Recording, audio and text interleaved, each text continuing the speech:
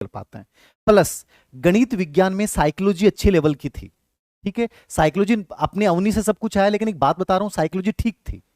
Teaching method यहां पे बहुत इंपॉर्टेंट थे, यानी टीचिंग मेथड यहां डिफरेंस पैदा कर रहे हैं। इसलिए मैंने आपको बार बार बोला था टीचिंग मेथड जो अच्छा करेगा वो अच्छा करेगा। तो टीएम जिसके बहुत अच्छे गए साइंस मैथ में, वो टॉप कर रहा है, वो बहुत टॉप कर रहा है। और मेरे पास बहुत सारे ऐसे बच्चे हैं जो अप्रत्याशित नंबर हैं उनके, जो पेन लेने आएंगे गजब तरीके से, लेकिन फिर भी बेचारे बहुत सारे बच्चे इसको मैनेज नहीं कर पाए। जीके भी ठीक ठाक था, जीके तो खैर सभी का नॉर्मली आया इस बार, लेकिन फिर भी टीचिंग मेथड ने डिफरेंस पैदा किया।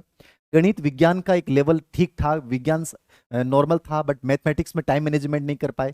इन सब को लेकर जो मेरिट का अनुमान मैं बता रहा हूं जनरल से, आप देखना एक जनरल का एक आंकड़ा होता है, उससे आप अनुमान लगा सकते हैं। जनरल का जो आंकड़ा आ रहा है मेरे पास, जो जितने भी बच्चों से मैंने बात की, जितने एक्सपर्ट से बात की है, मैं मान रहा हूं कि जनरल के अंतर्गत, इसके अंतर्गत जनरल के अंतर्गत जो है वो 97 से लेकर और 1, ये मेरे कोडिंग जनरल की मेरिट रहनी चाहिए, ठीक है ना। 97 से लेके मैं मान रहा हूं कि 102 ये पर्सन जिस बच्चे के सही हैं, ये क्वेश्चंस की बात कर रहा हूं, याद रखना नंबर की बात नहीं है, जिसके ये पर्सन सही हैं, यानी इनके बीच में आ रहा है माइनस नेगेटिव वेगेटिव कट के, वो बच्चा सिलेक्शन की दौड़ में 100% शामिल है।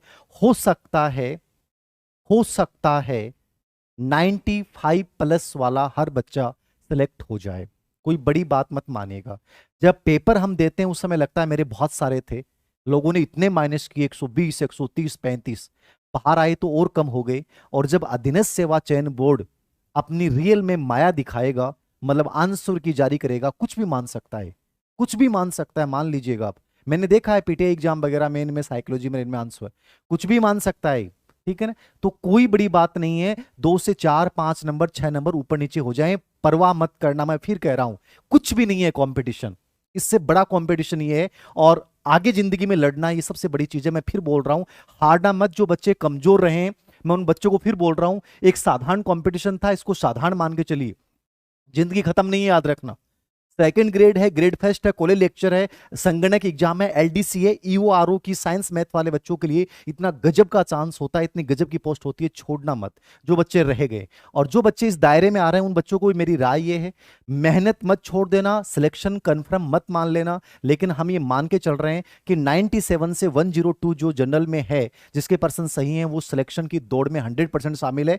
इसमें आप ओबीसी, एमबीसी, ईडब्ल्यूएस, इनका क्या क्राइटेरिया मानेंगे? तो इसका सिंपल सा क्राइटेरिया होता है, देखो आजकल जनरल और ओबीसी इक्वल सी रहती हैं, मतलब कि नॉर्मली अपन मान के चलें कि यहां पे 2 से 4 प्रश्नों का अंतर रहेगा, लेकिन साइंस मैंने कहा कि डिफरेंस पैदा करेगा, बाकी विषय में सेम हो सकता है लेकिन विज्ञान डिफरेंस पैदा करेगा। तो मैं ये मान रहा हूं कि विज्ञान में ओबीसी की जो मेरिट या जो बच्चे सेफ जोन में है, वो 93 से लेकर 95 के बीच के जो बच्चे हैं, वो मैं मानता हूं सेफ जोन है, ठीक है ना।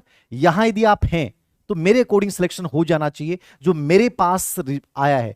अब हो सकता है कि मेरे कई बच्चे यहां से भी बहुत अच्छी रैंक वाले हैं, लेकिन उनकी संख्या बहुत सीमित है, और रियल में आंसर की आएगी उसके बाद और भी डाउन आ सकता है। याद रखना जरूरी नहीं है कि यही रहेगी, इससे ज्यादा भी जा सकती है, प्लस माइनस हो सकता है। अभी तक का जो फीडबैक मिला उसके अकॉर्डिंग बता रहा हूं, 93 से 95 ओबीसी याद रखना ठीक है, मतलब वो सेफ जोन में अपन मान सकते हैं, जरूरी नहीं है। बाकी देखो सबसे सेफ जोन ये होता है कि जो 100 प्लस है ना, ये वो बच्चे होते हैं जिनको अपने आप को कंप्लीटली आश्वस्त मान लेना चाहिए, और आगे सेकंड ग्रेड या ग्रेड फर्स्ट या कॉलेज लेक्चर के ऊपर उन्हें फोकस करना चाहिए, याद रखना, ठीक है। और जिसका नहीं हुआ उसको भी तैयारी तो देखो करनी है, तो मेरे अकॉर्डिंग तैयारी कंटिन्यू रखें। बाकी इसके अलावा आप यदि बात करेंगे ईडब्ल्यूएस में, आप 2 से 3% या 5 से 6 नंबर आप कम मान के चलिए ईडब्ल्यूएस में, ये सभी में अंतर रहेगा, ठीक है ना।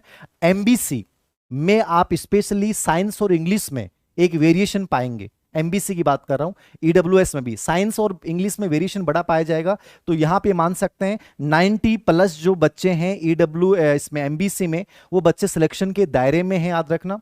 और एसटी एससी में इससे भी आप डाउन जा सकते हैं, 85 के आसपास आप पर्सन जिस बच्चे के सही हैं कटपीट के, वो बच्चा सिलेक्शन की दौड़ में शामिल रहेगा। तो ये गणित विज्ञान का मैंने बताया है, ठीक है। 100 प्लस वाला बच्चा 100% सिलेक्शन की दौड़ में है। बाकी मैंने 97 से 100 के बीच में, ये मुझे लग रहा है कि ठीक है, ये बच्चा बढ़िया लाइन में है। बाकी देखो कुछ भी हो सकता है, फाइनल आंसर की आएगी तो उसके बाद सही आंकड़े आ पाएंगे। ये